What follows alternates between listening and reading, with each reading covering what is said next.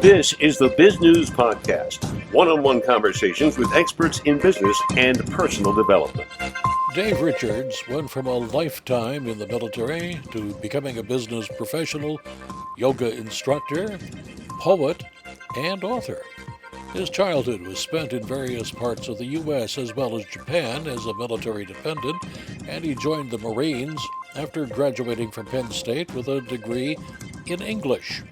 Mr. Richards says he believes that every human has untapped reservoirs of imagination within them, as if everyone had a god inside themselves. David Richards talks about his discoveries and his books in this edition of Biz News Interviews. Dave, before we find out a little bit more about you, there's a very provocative thing that you have said that I'd like to get you to expand on, and that is that you believe we all have a God inside us. What do you mean by that? Yeah, so I just launched my most recent book, Love Letters to the Virgin Mary, The Resurrection of King David. And it draws on kind of just where we are in our time in human history. And we're in this fascinating point where we have just created the first wormhole. Scientists created the first wormhole about 2 weeks ago. We had this breakthrough that the United States government announced with fusion energy, where we were able to produce more energy than was needed to create the energy, which is fantastic. And Google right now is working on a quantum computer that within the next 2 years will be able to solve problems that our best computers now could not solve in 1 trillion years. So you have to ask yourself, what does that mean for us as a species? What benefit we see when we have computers that can solve problems that we couldn't even fathom solving before? And certainly with my understanding and diving into quantum physics, I've just come around to this idea that we all have a God inside us, and it's up to us to find out and sculpt that identity for ourselves. But ultimately, that is the destination that I see for humanity. You haven't gotten quite down to string theory, I guess, then. I haven't, I've dabbled with string theory, but I am not an expert by any stretch of the imagination. How did your background, which I'd like you to enumerate for our viewers and listeners, affect you in reaching that conclusion? It's a great question to start with. I grew up in the military. So my dad was in the Marines. He served 31 years. And so I grew up on military bases up and down the East Coast, as well as we spent 3 years in Japan when I was a little kid. And so getting exposed to Eastern philosophy and Eastern culture at an impressionable age had a tremendous impact on me. And I came back to the United States and realized that no one else in my class had had that experience, really. And in some ways it was beautiful because I had that experience, but in some ways it also made me stand out because so few people, no one really had that experience. And I was always very romantic and always, I started writing poetry to girls when I was probably 10. And that just really called to me to get into creative writing and things like that. And so I had some success when I was in high school. I got some things published. I had some poetry that won contests. But when it came time to kind of grow up, it was, okay, if you get an academic scholarship, that's a great way to pay for college.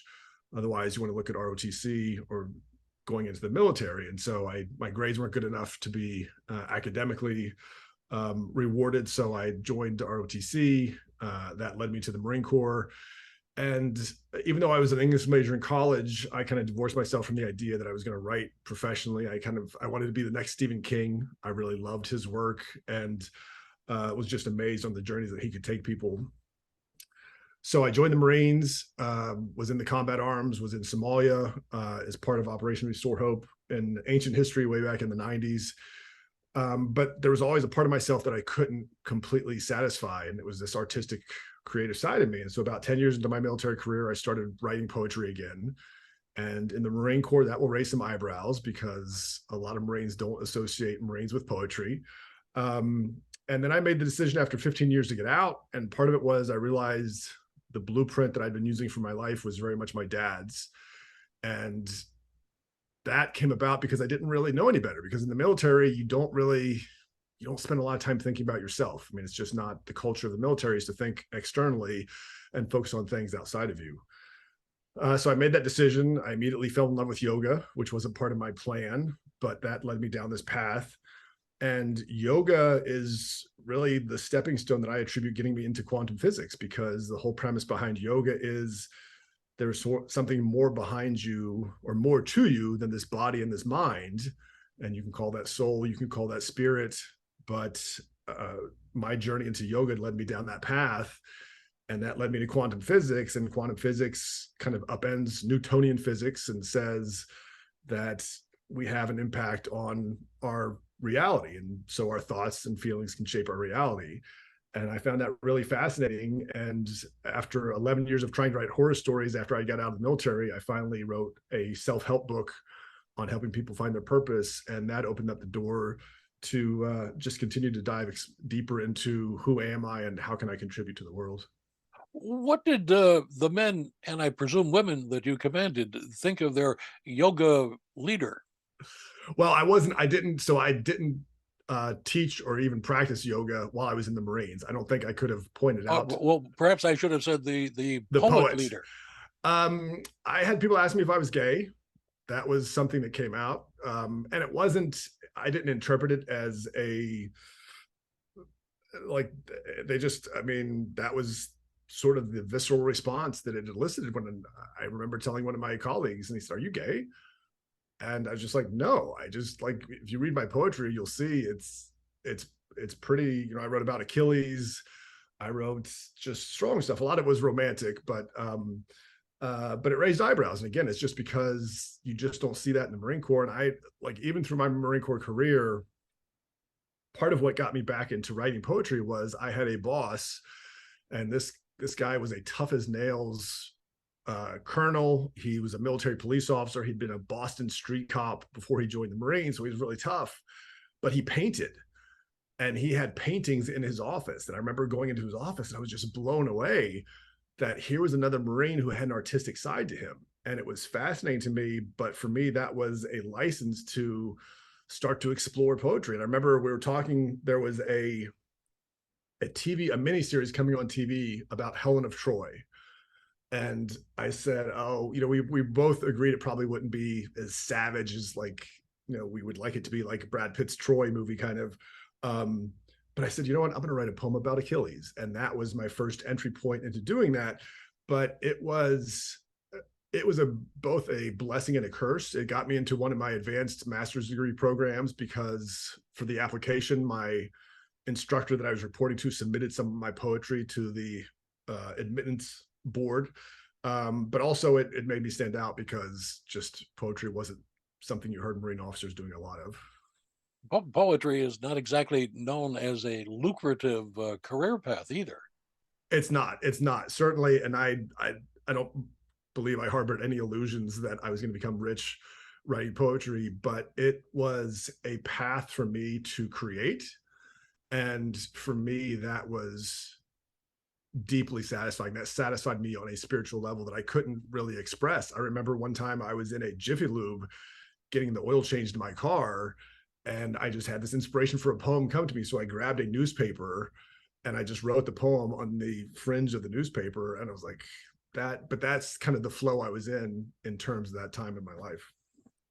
So as you have studied quantum physics, where do you think that fits in with religion and the idea of God? Yeah, well, so the whole premise behind quantum physics is that there is it's all around us. We're all entangled. There's quantum entanglement. And the classic model of physics, Newtonian physics, is that we experience time through space. In other words, if I want to go for a 3-mile run, I know that's going to take me about 24, 25 minutes, and it will take me that long to cover that amount of distance. Well, in quantum physics, there is no separation in time and space, really. It's all what's possible. And we know now, where Newtonian physics, we used to think the atom was a solid piece of matter. We now know that the atom is 99.9999% empty space. And there's only 0.00001% that's actually particle. And so when you think of that in terms of God, one of the most fascinating kind of explorations or discoveries I've made during this time is you go back and you read Napoleon Hill, who wrote Think and Grow Rich, or you read Neville Goddard. And Hill in particular talks with Henry Ford. He talks with Dale Carnegie, I think Andrew Carnegie, and how amazing and how simply they talk about infinite intelligence and the accessibility of infinite intelligence. And when you think about what quantum physics represents and this idea that there is no real separation, it's only the separation that we observe and we create, then you start to get to the idea that infinite intelligence is in the quantum. And if you want to call that God, then that's where I would go with it. How did that factor into conceiving of your newest book and the writing of it? Yeah, so the initial inspiration for this book came about in October of 2019. I was just getting out of a relationship, and it was a fascinating time because this is obviously pre-pandemic, or right in the kind of almost right at the beginning of the pandemic. And there was this fascination with social media. And I remember seeing at the time when I was studying and for one of my earlier books that people were checking their smartphones on average about 85 times a day. And now that number's gone up. I want to say it's around 110 or 120 times a day, but it's like every 6 to 10 minutes, people are checking their phones. And I was just like, you could go into a Starbucks and you could just see everyone in line had their head down and their phone up. Or the same, if you go to a fast food, Chipotle or wherever, you saw the same phenomena. And part of my curiosity was, to what end? If we have more than a billion, 3 billion devices, or half the planet has smartphones, what does it mean if we're all becoming addicted to this device, this outboard brain, if you will? And the initial inspiration for the book, the idea for the book was going to be called Being, Being. And it was this idea that who we are is more important than what we do. But what we do is always constantly shaping who we are. And so the idea was, if you can focus on who you are, who you want to become, and create a compelling version of yourself in the future, then you will start to organize yourself in a way that you get to do, and you need to do the right things in order to become that version of yourself. In other words, the things that aren't serving you and aren't helping you move towards that version of yourself in the future will start to melt away. And that could be people, it could be bad habits you have, whatever the case may be. And so I was in the process of promoting my second book, which was just coming out in March of 2020. And I kind of wasn't feeling like I was in a place where I could write this book, like I could give it my full attention. But at the same time, I was really proud of my second book and I wanted to challenge myself a little bit. So I entered a crowdfunding contest in January to get this idea out. And so I had to do a video, and I don't remember how many people I got, but I had about, I think, a dozen publishers that were interested. And I went to a Jack Canfield mastermind in Santa Barbara, California. And this was in late March. So the pandemic had already spread. And about only a third of us went to the mastermind with Jack. And we talked a little bit about my old book, but we also talked about this book. And I came back from that mastermind, and Jack had provided me some great insights. And I sat down the following weekend, because I was supposed to go to Florida for something, but that got canceled. So I sat down the following weekend and I wrote the first chapter. And then I thought, you know what? I'm not going to do this conventionally. And I'd written the first chapter on my Mac. It was 27 pages. I remember it was it was almost like the opening argument of a lawyer presenting his case. It was still this idea about being and doing. And the next weekend I said, I'm not going to do that. And I grabbed a notebook and I grabbed two different colored pens. And I started this conversation between these two different pens. And one pen became the voice of conditional love, and the other voice became the pen of unconditional love. And as the pandemic began to really kind of settle across the world, I had this spiritual transformation. I was doing some meditations from Dr. Joe Dispenza, who, from what my observation is, he has done the most work in kind of really getting clear on what the quantum field is and how to manifest the life of your dreams from the quantum field. He's got tons of meditations, and his books, I really resonate with what he's talked about.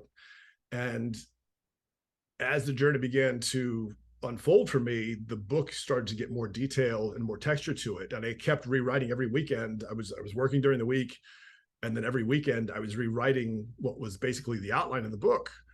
And it started to get more texture. And I guess I should say this. I saw a picture of a woman on Instagram. So it goes back to the whole social media thing. And that picture stirred something within me.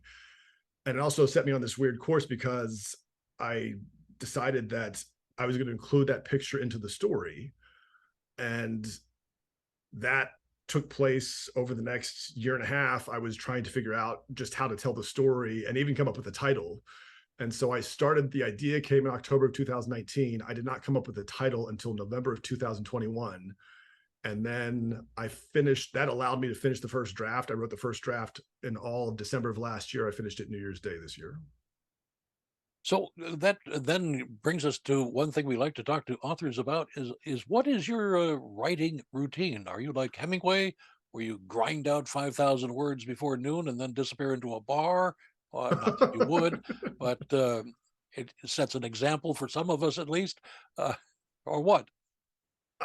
It's my writing and practice has evolved tremendously. And just to put it in context, when I started, I guess probably 2 years after getting out of the Marines, I had this sense that I could start writing because for the first time in my life, I wasn't moving every 3 years, and I knew I was going to be in one place. And that kind of stability and just getting to know an area without the idea that my time here was going to be transitory started to transform me. And so I started to have inspiration about, okay, I can write about stories that take place in where I live. But unfortunately for me, my writing was so infantile at that point where I felt like if I'm sitting down to write, it's going to be beautiful. Like everything it's going to be masterful. And that wasn't the case. And so for 11 years, I struggled to write a horror story. And then I read Napoleon Hill's Think and Grow Rich in 2016, Christmas time. And in that book, he says, "What is the purpose of your life?" And I was blown away because I just never thought about my life having a purpose and having a compass that I could tune into. So I divorced myself from the idea of becoming a horror writer and said, I'm going to write a book about helping people find their purpose in life. And again, I was just in this idea that if I'm writing, it must be worth printing. And that made writing my first book such a struggle. And then after that, I started to realize that part of the challenge for any writer is the propensity to edit themselves. And so I read a great book called Writing Down the Bones. And in that, there's a great technique that the author teaches you. And it's take a timer on your phone, set it for 5 minutes, grab a pen and paper. And when the timer goes, just start writing and don't let the pen come off the page, and just write and see what comes out. Don't edit yourself. Don't worry about margin. Don't worry about spelling, no punctuation. And I remember the first time I did it, my first sentence was like, this feels weird that I'm doing this. This feels a little strange. And then after 5 minutes, the timer went off and I had like 4 or 5 pages of material. And I was blown away because I was like, where did that come from? So to kind of fast forward, I still didn't have a great writing practice when I wrote my second book. For this book, for Love Letters, I wrote the outline. I wrote probably 5 versions of the outline. Each one was about 100 pages of text conversation kind of. And then I got to a point where I couldn't really figure out how to tell the story. And so for the next year and a half during the pandemic, I journaled trying to chip away at what this story was. And it was finally probably in September of 2021 that I wrote about 6 pages in the journal, and it felt like this is content that I can use in the book. Like this is substance that I have. And that was really exciting to me because I'd progressed so much. And what I came to realize was writing, like anything, is a discipline and a practice, and you have to do it repetitively. And so now I have journals all around my house. I will journal at the drop of a dime. When I wrote the first draft of Love Letters, I took the month of December off last year. I would go to the gym and work out in the morning. I would do a little meditation, and then I would write for about 3 hours. And I would kind of have the sense of when I'd spent myself for the day, whether it was 20 pages or 30 pages or whatever. But I was so happy just because I had a direction for the story and I knew it was going to go somewhere. And that seemed to work out for me. I would spend 3 hours. I did not go to a bar like Hemingway did afterwards, but I would use 3 or 4 hours mostly and get the writing in. And then I finished it New Year's Day. I went away for about 3 months just to decompress from what I'd written, and then started to tinker with what the second draft was going to be after that. Did you ever use a professional editor? I did use an editor. I also used a proofer, and that is invaluable because it's so great to get someone's perspective on the story and just get a different view on it.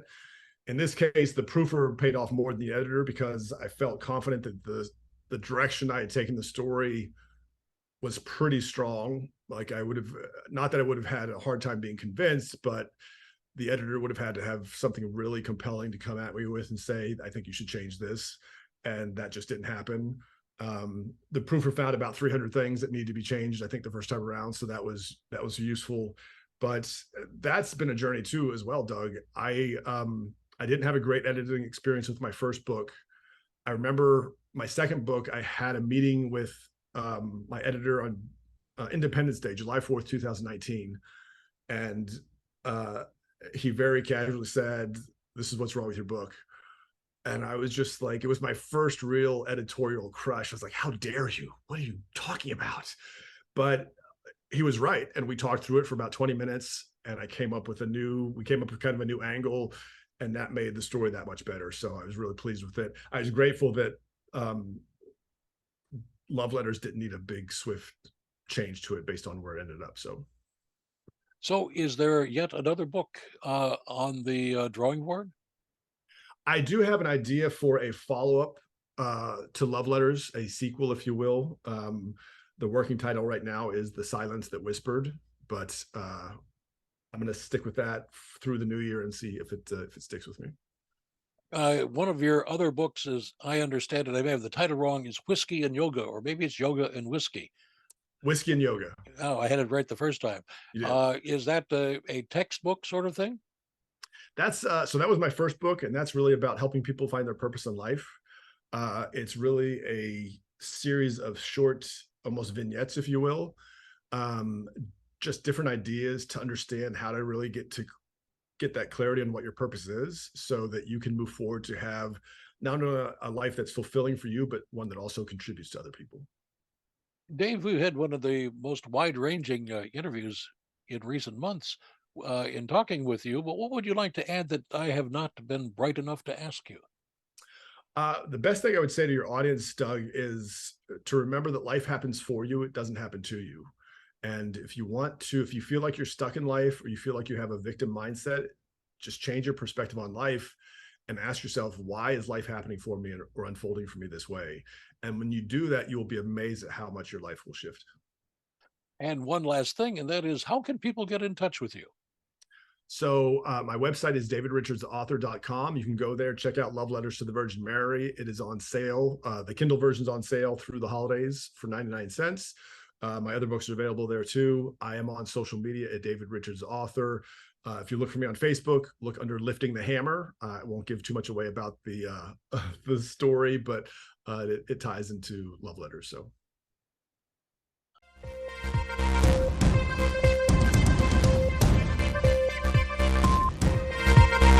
You've been watching the Biz News Podcast. We welcome your input. Send your email to editor@biznews.com. Thanks for watching.